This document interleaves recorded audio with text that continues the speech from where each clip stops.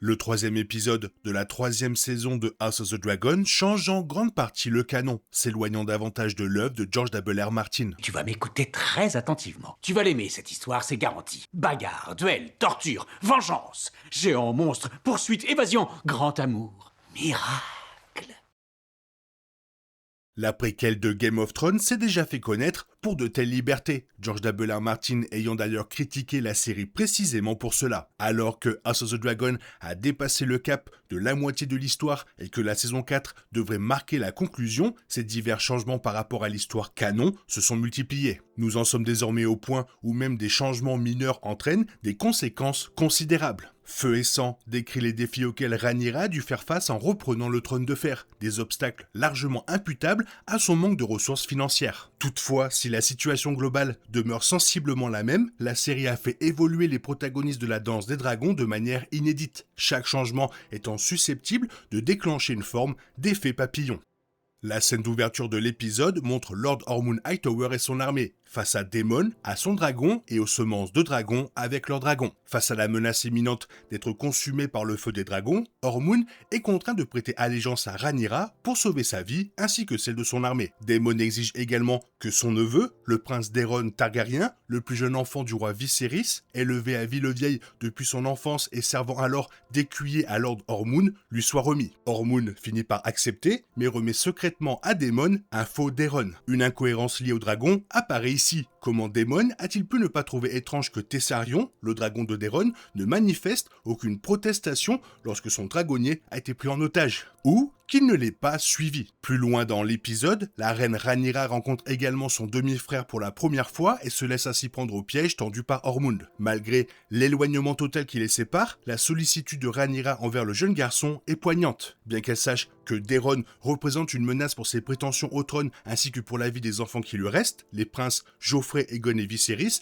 Rhaenyra fait preuve d'une bienveillance presque maternelle à son égard et refuse de le condamner à mort pour les crimes commis par sa famille. Dans Feu et sang, le prince Daeron est parti servir d'échanson et d'écuyer auprès de Ormund à l'âge de 12 ans.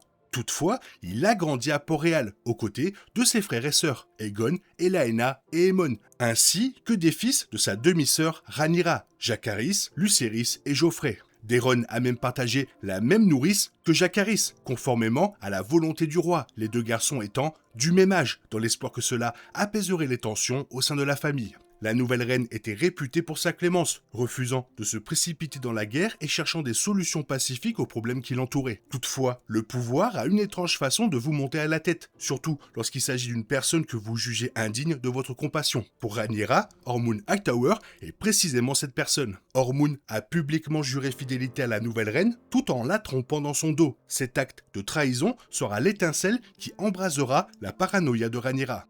Désormais assise sur le trône de fer, Rhaenyra se retrouve confrontée à de nombreux problèmes, notamment parce que les caisses du royaume sont vides, Tywin Lannister ayant dissimulé l'or. Sans ses ressources, elle ne peut organiser une cérémonie de couronnement digne de ce nom, ni venir en aide au peuple de Port-Réal qui implore son soutien. En réalité, Rhaenyra affirme clairement que les petites gens est une priorité pour elle, en partie grâce au point de vue apporté par sa conseillère, Mysaria. Tout au long de l'épisode, Rhaenyra se tourne vers Alicent pour lui poser des questions et solliciter ses conseils, comme si Alicent incarnait l'expérience royale par excellence, alors même que la série a établi que c'était son père, Otto, qui gouvernait de fait le royaume durant les dernières années du règne du roi Viserys. Les scénaristes semblent déterminés à affaiblir l'image de Rhaenyra, comme si elle n'avait rien appris de son père en assistant aux réunions du conseil, ni de ses années passées à diriger sa propre cour à Père-Dragon. Alicent et la reine Elaena sont retenues au Donjon Rouge, mais elles bénéficient du respect dû à leur rang. Elles disposent d'appartements et de servantes et peuvent même circuler dans l'enceinte du château avec un garde, comme en témoigne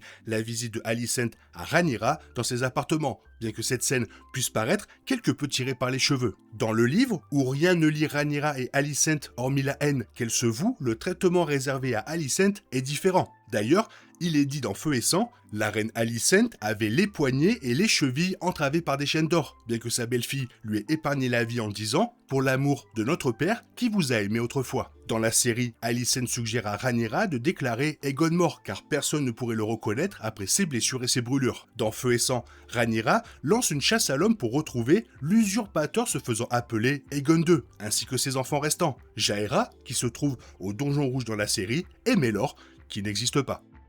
Quant à sa cour et à son conseil, Rhaenyra fait exécuter de nombreux traîtres dans le livre, ce qui lui vaut le surnom de roi Maegor avec des loches, en référence au troisième roi, impitoyable de la dynastie Targaryen. Dans la série, elle se montre plus clémente, épargnant la vie de tous les seigneurs qui lui prêtent allégeance. Elle permet même à Orwyle de conserver sa charge de grand maître, bien qu'elle ne fasse pas venir les autres membres de son conseil de Père Dragon. Dans le livre, Rhaenyra nomme Lord Bartimos Celtigar Grand Argentier, et celui-ci instaure de nouvelles taxes, en plus des anciennes, pour renflouer le trésor. Dans la série, Rhaenyra adopte une approche bien différente. Elle réquisitionne les vivres des nobles pour nourrir la population affamée de Port-Réal et exige de l'or des grandes maisons. Elle renonce au couronnement officiel, notamment en raison du refus du Grand Septon de le faire tant que Aegon pourrait encore être en vie, et choisit plutôt de se concentrer sur la reconquête de la confiance et de l'affection des petites gens. L'un de ses premiers actes en tant que reine consiste à remettre les nobles à leur place. Elle se fait ainsi des ennemis, notamment lors du banquet des rats. Une décision qui, à n'en pas douter, se retournera contre elle plus tard. Dans un moment de triomphe, aussi éphémère soit-il, Rhaenyra distribue généreusement de la nourriture au peuple, faisant de ce geste son véritable couronnement. Ici,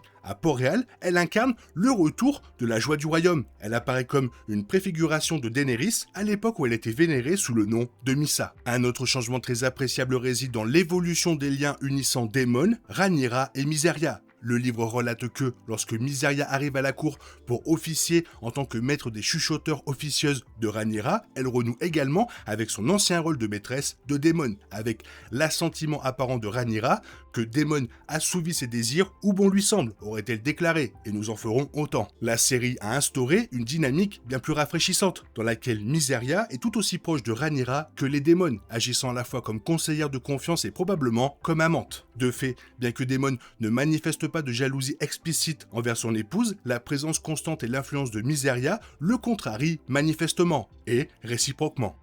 Dans cet épisode, Lord Corlys Velaryon finit par révéler à Rhaenyra que Alyne et Adam sont ses fils, allant jusqu'à demander à la reine de les légitimer en tant que Velaryon. Rhaenyra tergiverse dans un premier temps, mais lorsque Corlys réitère sa demande plus tard, elle finit par admettre qu'elle ne peut accéder à sa requête pour le moment. Une altercation éclate alors au cœur du donjon rouge. Rhaenyra explique, non sans regret, qu'elle ne peut se permettre de favoriser des bâtards, compte tenu des rumeurs qui la poursuivent depuis la naissance de Jacaerys, Lucerys et Joffrey. Corlys riposte en qualifiant à maintes reprises et à voix haute les enfants de la reine de bâtard, cherchant délibérément à la blesser. Il sait exactement où frapper, alors que l'amour de Jacaerys reste une plaie ouverte. Les raisons de Rhaenyra sont fondées, et sa main, qui a lui-même refusé de reconnaître ses fils bâtards pendant des décennies, devrait les comprendre. Si sa frustration est légitime, il convient également de noter que Corlys a chéri Jacaerys et Lucerys, les traitant comme ses propres petits-fils tout au long de leur vie. Il sait à quel point les accusations de bâtardise les ont blessés durant leur jeunesse. Le mariage entre Rhaenyra et Laenor Velaryon, le fils de Corlys, était une union de convenance. Laenor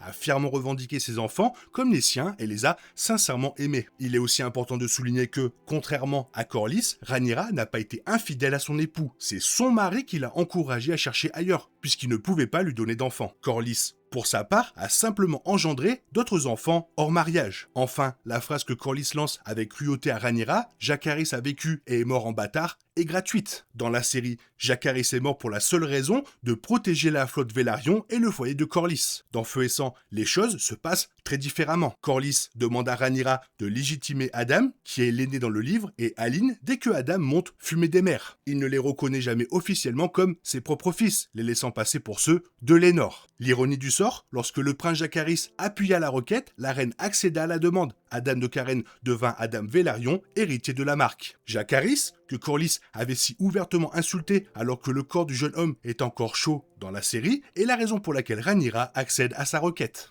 J'ai trouvé très juste la scène où Daemon et Rhaenyra discutent de leurs ambitions divergentes. Malgré l'amour profond qui se porte, la reine et son époux ne sont pas toujours sur la même longueur d'onde, surtout en privé. Il est tout à fait dans le caractère de Daemon de vouloir conquérir tout et sauce, tandis que Rhaenyra cherche plutôt à consolider ce qu'elle possède ici avant de partir en guerre contre le monde. Elle se montre également réticente à l'idée d'utiliser les dragons comme arme ultime, même lorsque leur emploi ne serait pas superflu. J'aimerais simplement que la raison dont fait preuve Rhaenyra soit perçue comme de la sagesse plutôt que comme une faiblesse, et que les autres personnages cessent de lui présenter sa propre vie comme une succession d'échecs. Daemon lui reproche de ne pas savoir qui elle est, mais je pense qu'il a tort. Elle sait exactement quel genre de reine elle veut être. Une souveraine soucieuse des petites gens, juste et clémente, mais capable de faire preuve de détermination lorsque la situation l'exige. Sa prudence ne s'accorde tout simplement pas avec les projets mégalomanes légendaires de son mari, c'est pourquoi, instinctivement, il cherche à la rabaisser. Toutefois, cette façon de rabaisser le personnage de Rhaenyra ne s'arrête pas là. Le procédé est hétérodiégétique, que les scénaristes le fassent sciemment ou non. Il se manifeste lorsqu'on attribue ses bonnes décisions à d'autres personnages, lorsqu'on la fait demander conseil à son propre ennemi, ou encore lorsqu'on mentionne qu'elle a ses règles sans raison apparente, simplement pour rappeler au public qu'elle possède le corps faible d'une femme, comme elle a elle-même affirmé dans le premier épisode de la saison. La misogynie est ancrée dans l'univers même de Rhaenyra, nous l'avons bien compris, mais aussi dans le nôtre. Elle ne saurait être résolue par quelques répliques féministes glissées ici ou là, surtout après avoir montré des scènes d'agression sexuelle gratuites et dénuées de toute utilité narrative. J'aimerais que les scénaristes rendent justice à Rhaenyra ainsi qu'aux autres femmes de la série.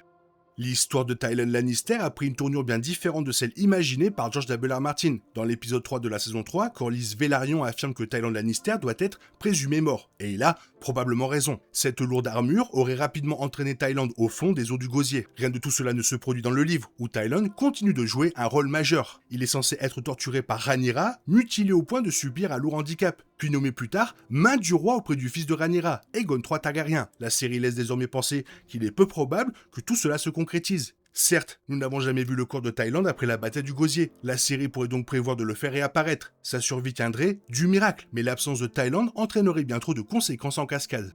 Hugues Marteau est un autre personnage canon jouant un rôle majeur dans l'issue de la danse des dragons. Si Feu et Sang ne dévoile pratiquement rien de la vie privée de Hugues, l'adaptation de HBO lui a attribué une épouse et une famille. Assurer leur protection et subvenir à leurs besoins demeure la priorité absolue de Hugues tout au long de la série. Dans cet épisode de la saison 3, Hugues interroge Rhaenyra au sujet de la promesse qu'elle a faite de subvenir à ses besoins et à ceux de sa famille. Il lui apprend que sa femme, Kat, se trouve à Chutebourg, où elle vit chez son frère. Rhaenyra lui conseille de la faire venir et lui assure qu'une fois sa situation réglée à Port-Réal, elle veillera à ce qu'il dispose d'un foyer et de toutes les ressources nécessaires à sa famille. Toutefois, le problème est que, dans Feu et Sang, Hugues finit par trahir Rhaenyra pour allier le camp des Verts lors de la bataille de Chutebourg. Il utilise Vermithor pour incendier la ville et massacrer ses habitants, provoquant une dévastation massive. Le livre ne révèle jamais les raisons de cet acte, mais cette trahison paraît d'autant plus déconcertante dans la série si la famille de Hugues se trouve à Chutebourg, au moment où il se retourne contre la cité. Il est possible que Rhaenyra n'arrive pas à temps pour protéger la famille de Hugues et que Kat ait déjà péri lorsque Vermithor incendiera la ville.